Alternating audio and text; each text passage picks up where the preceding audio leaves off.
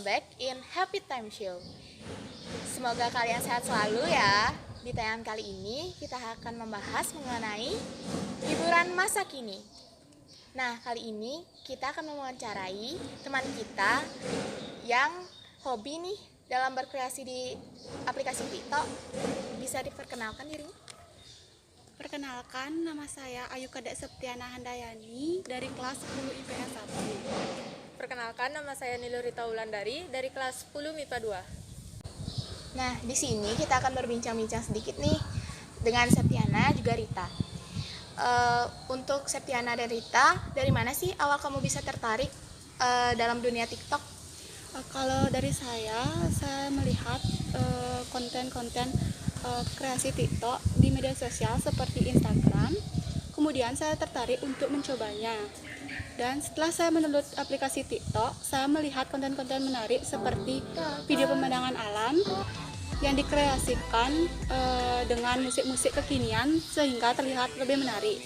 Nah, berarti kamu berawal sukanya itu dari konten-konten Instagram ya? Ya, Kalau untuk Rita? Kalau untuk saya sendiri memang sama, sempat melihat video-video TikTok di media sosial, namun tidak berniat untuk mendownload aplikasinya. Pada suatu hari diajak teman untuk membuat TikTok, dan saya lihat ada banyak-banyak gerakan dance yang menarik dan juga lagu-lagunya sangat menghibur. Jadi dari situlah saya mulai tertarik untuk berkreasi di aplikasi TikTok tersebut. Nah, itu untuk awal ketertarikannya. Kalau konten yang pertama kalian buat di aplikasi TikTok itu apa sih?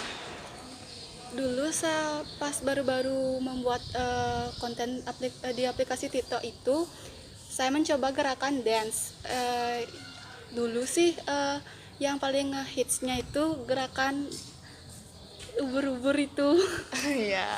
Ya, Itu aja atau Ya. ada yang lain lagi gerakan yang kamu masih ingat sampai sekarang? itu aja sih. Kalau untuk Rita sendiri? Kalau untuk saya sama seperti Septiana, untuk awal mula konten yang diupload itu adalah gerakan dance.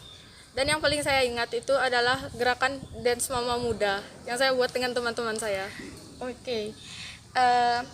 Kalau kesulitannya dalam dance ataupun membuat video TikTok itu apa sih? Pada saat membuat dance biasanya kesulitannya terletak pada menghafalkan gerakannya. Sedangkan pada saat membuat video pemandangan alam itu biasanya kesulitannya terletak pada pengedaran video. Bagaimana kita bisa memadukan videonya itu dengan musiknya supaya terlihat menarik dan menyambung. Berarti masing-masing konten itu memiliki kesulitan yang berbeda ya. Iya. Kalau untuk Rita?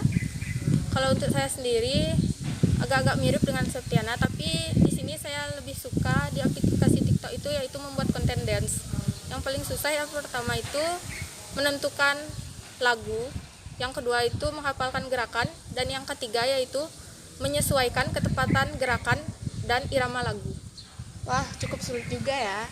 Ya. Kalau viewers atau like menurut kalian itu gimana sih? Berpengaruh untuk konten kalian atau enggak? Kalau menurut saya, viewers dan like itu tidak berpengaruh dalam konten-konten yang saya buat, karena di aplikasi TikTok tersebut saya membuat konten hanya sebagai hiburan saja. Menurut saya. Kalau untuk saya, viewers atau like dan sebagainya tidak berpengaruh, karena di aplikasi TikTok itu saya berkreasi, saya mengungkapkan ide-ide kreatif yang bisa saya tuangkan di TikTok tersebut sehingga saya bisa menghasilkan ide-ide baru. Nah, menurut kalian apa aja sih dampak positif dan negatif di aplikasi TikTok ini? Kalau dampak positifnya yaitu pada saat pembelajaran daring kan banyak tugas itu, terus saya merasa jenuh lah gitu gitu saya membuka aplikasi TikTok sebagai sarana hiburan gitu. Sedangkan dampak negatifnya menurut saya hindari konten-konten yang bersifat vulgar gitu, karena bisa merusak moralitas dalam kehidupan kita. Untuk Rita? Kalau untuk saya sendiri, dampak positifnya itu sangat banyak ya menurut saya. Yang pertama, sesuai dengan jawaban Septiana, yaitu sebagai hiburan.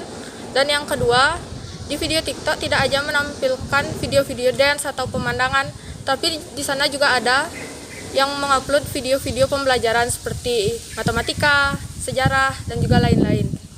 Kalau untuk dampak negatifnya, biasanya kecanduan ya. Ya, benar. Saya sempat membuat TikTok habis itu saat kerja kelompok, dan kita memutuskan untuk mencari hiburan yaitu bermain TikTok. Dan akhirnya ada kesalahan dalam gerakan, akhirnya diulang-ulang terus sampai akhirnya waktu kerja kelompok habis dan tidak sempat untuk membuat tugas. Berarti bisa mengganggu waktu kita juga ya negatifnya. Nah, pesan kalian untuk teman-teman yang kurang pede nih untuk berkreasi di aplikasi TikTok itu apa sih?